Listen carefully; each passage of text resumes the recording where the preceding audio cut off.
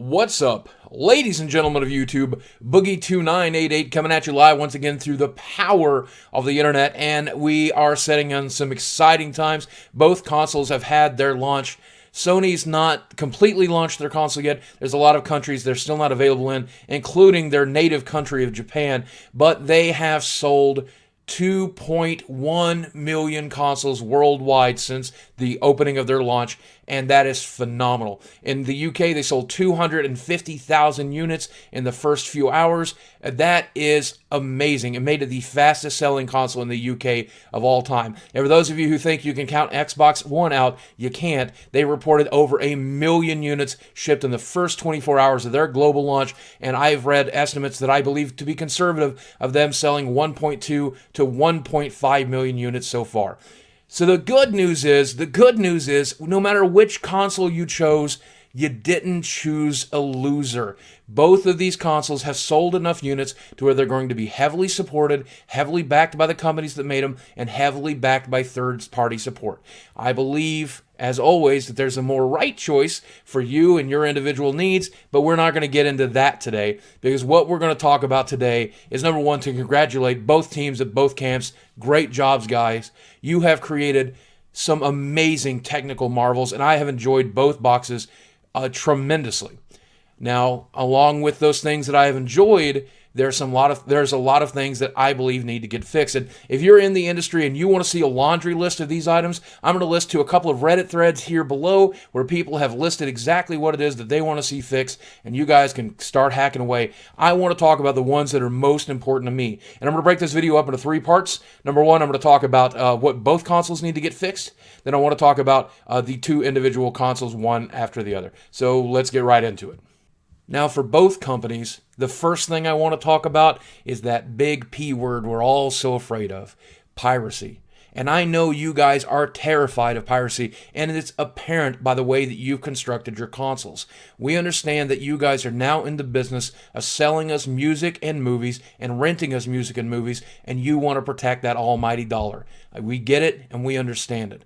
But what we do with our devices in our own home always comes down to us, and there are legitimate, honest reasons for us to want to play our MP3 libraries, to play our media libraries on these systems. And if we really want to pirate a film, we're going to use our laptop, which we plug into our HDMI device anyway. You're not going to stop us from doing that. You're just making your product less convenient and less usable. And I cannot understand how we live in a world where the Windows device, the Microsoft device, doesn't pair with Media Center. I don't understand how we live in a world where the PlayStation 3 had Media Center support and PlayStation 4 does not. I can't understand why I can't stick a USB stick into these devices and read whatever file is on them. We know that you've got the codecs. We know that you can put them in the box. And by the way, I've been told directly by Shuhei Yoshida that media streaming and MP3 support is coming, and I'm looking forward to it. Xbox, I expect the same from you. And in fact, if we're going to be entirely honest, music kind of sucks on both consoles overall. I know they're gaming devices, I get that, and I kind of like Music Unlimited, and Xbox Music is okay, but the reality of it is you're not letting competing services on the device, and that's a huge mistake. I have an Amazon MP3 library of hundreds of songs that I'm not going to rebuy on your services, and I don't want to pay a subscription fee to listen to songs I already own. If you don't allow Spotify and Pandora and Amazon MP3 and iTunes onto these devices, I think you're making a mistake. Get those apps on there, ask for your cut, and go for it. If we choose Music Unlimited or Xbox Music over it, that's all the better, but give us the choice. Give the consumers the choice. The next hot button topic that's wrong on both consoles is digital video game prices. I cannot understand or comprehend why it costs just as much to have a physical disc shipped to my local retailer or sent to me through Amazon and have that copy in my hand, knowing it has better rights, that it has resale value, that it has trade-in value, that I can loan it to a friend. Why it costs the exact same amount to download it and have it tied to my account. I cannot understand or comprehend that. There should be a 10 or 15% discount. And I'll admit, with PlayStation Plus and all the discounts they give on a weekly and monthly basis, it's almost a moot point, because 90% of the time, if you wait long enough, a game that you want will be on discount on PlayStation Plus. But Xbox, there are actually a few cases in the digital store where the games outside of the United States cost more in the digital store than they do to possess a physical copy. What? I have told every representative of every company that the Steam business model works and you should adapt it. Give me discounts to cause me to buy the version of the game that's downloadable only, that I cannot trade, buy, or sell, and I will do it. That's what I want to do. I want to save money on these purchases. And you have the best excuse in the world. Call it going green. You save the environment. You save the cost of not only not printing the disc, of not putting it in a plastic box, not loading it onto a truck, not loading it onto an airplane and shipping it to my hometown. And you can pass the savings from that process on to me while saving the environment at the same time. It's a win, win, win, win, win. And finally, for both companies, and maybe this is a pet project of mine, maybe it wouldn't be in high demand, but I don't understand why YouTube apps are not very good there. The Xbox One is okay, and the one on PlayStation 4 is not there. There is no PlayStation 4 app. Now, I know this falls in Google's lap as much as it does yours, but I'd like to live in a world in which you guys have an awesome YouTube app. But since you both have cameras, I'd like to live in a world in which anybody can vlog from in front of their television. If you think what people are doing with live streaming on Twitch for the PlayStation 4 is amazing, wait till you see what happens when you give 3 million people the ability to upload to YouTube. Yes, about 299,000 of them are going to upload crap, but you'd be surprised. There's some talented people out there who don't know they have talent yet, and let's support them.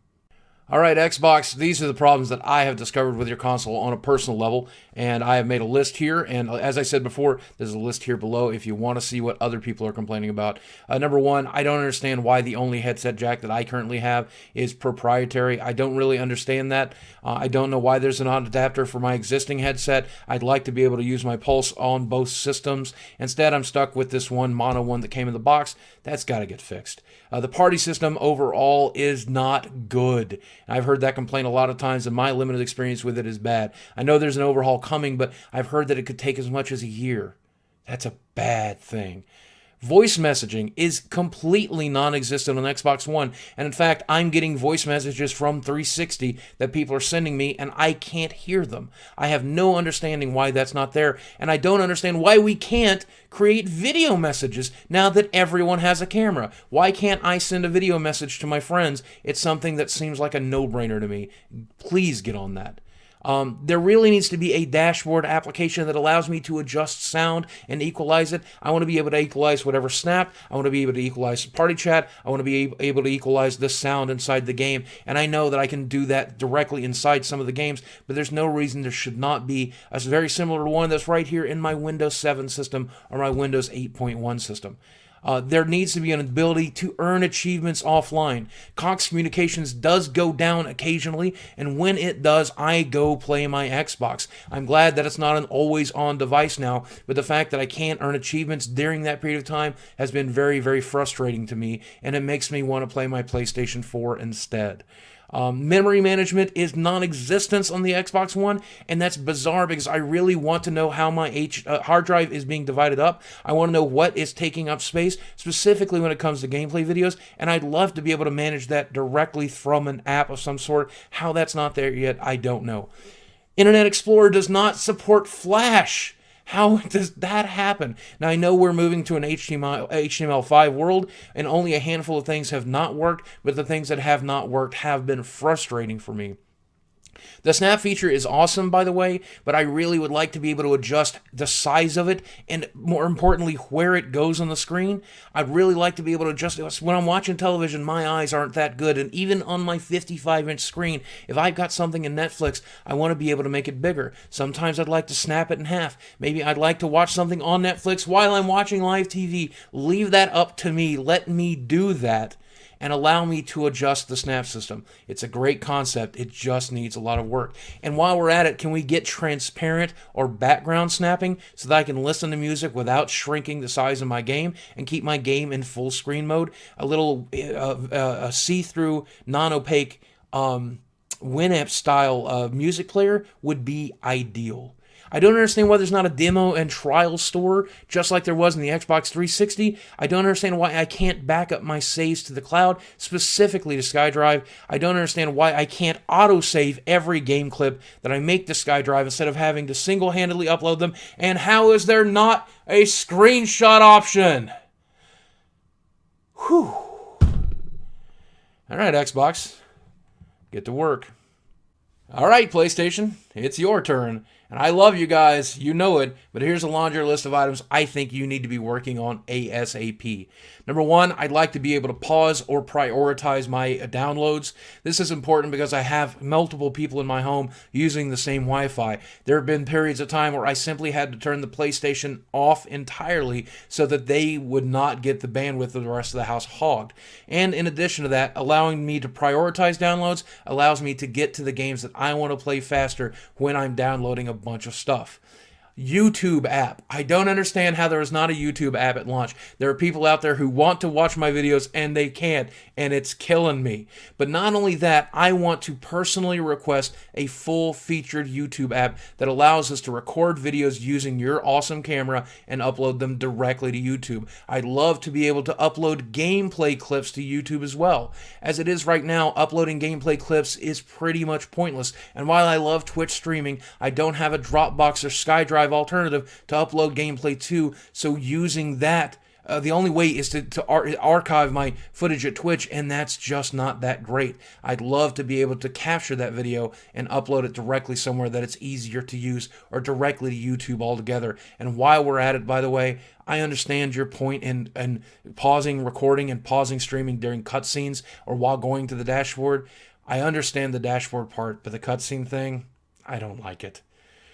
Friends and family logging in and out of the system, I think, is absolutely important. I'd love to know when my friends log in, and I like to know when my friends leave so that we can play together. And I'm not always feeling social, so I'd also like to be able to go into incognito or hidden mode. There are periods of time that I just want to play a single-player game and not get bothered by the people in my friends list. Sorry, people in my friends list. But the reality of it is, a lot of gamers just want to be able to hop on, watch Netflix, play a game, and be left alone. Please give us the option to be hidden or go incognito. I'd love to have the ability to turn off the LED light on your controller. Now, controller battery life has been a complaint for a lot of PlayStation 4 people, saying we only get 8 to 10 hours for the battery life. And some of us own two controllers like me, so we just swap them out. But the reality of it is, I believe the reports I'm hearing say that the LED light does eat up a fair amount of battery power, and it would be great if we could simply turn it off for the handful of times we're not using the feature, especially for the people who choose not to buy their camera.